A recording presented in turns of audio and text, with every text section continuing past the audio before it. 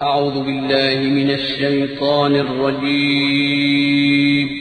پناہ مانگتا ہوں میں اللہ کی شیطان مردود سے۔ بسم اللہ الرحمن الرحیم شروع اللہ کا نام لے کر جو بڑا مہربان نہایت رحم والا ہے۔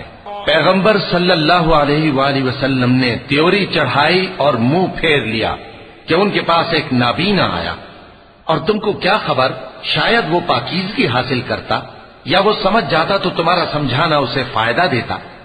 اب وہ جو پرواہ نہیں کرتا سو اس کی طرف تو تم توجہ کرتے ہو، حالانکہ اگر وہ نہ سنورے تو تم پر کچھ الزام نہیں۔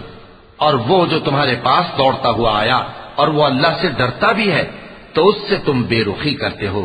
دیکھو یہ قرآن نصیحت ہے، پس جو چاہے اسے یاد رکھے۔ قابل ادب ورقوں میں لکھا ہوا جو بلند مقام پر رکھے ہوئے اور پاک ہیں، ایسے لکھنے والوں کے ہاتھوں میں ہیں جو بلند مرتبہ اور نیکوکار ہیں۔ انسان مارا جائے یہ کیسا ناشکرا ہے، اسے اللہ نے کس چیز سے بنایا؟ نطفے سے بنایا، پھر اس کا اندازہ مقرر کیا، پھر اس کے لیے رستہ آسان کر دیا، پھر اس کو موت دی سو اسے قبر میں پہنچایا، پھر وہ جب چاہے گا اسے اٹھا کھڑا کرے گا۔ کچھ شک نہیں کہ اللہ نے اسے جو حکم دیا اس نے اس پر عمل نہ کیا۔ تو انسان کو چاہیے کہ اپنے کھانے کی طرف نظر کرے۔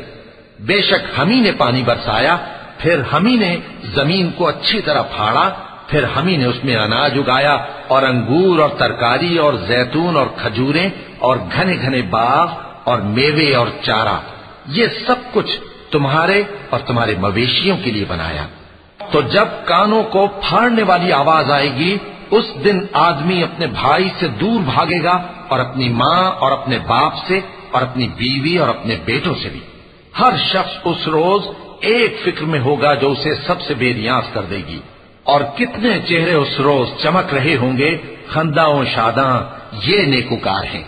اور اس روز کتنے چہرے ایسے ہوں گے جن پر گرد پڑ رہی ہوگی اور ان پر سیاہی چڑھ رہی ہوگی، یہی لوگ ہوں گے انکار کرنے والے بد کردار۔ صدق اللہ العظیم۔